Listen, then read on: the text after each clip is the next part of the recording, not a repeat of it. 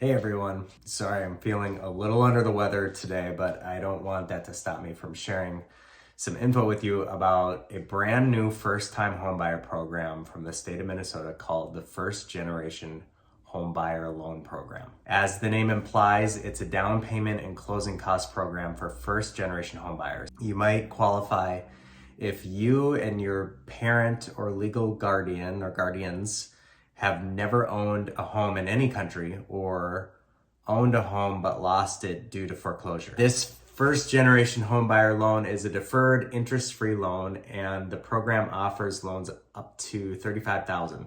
Those who qualify could also combine this benefit with one of the state's standard down payment and closing cost loan options too. If eligible, such a buyer could qualify for up to $53,000.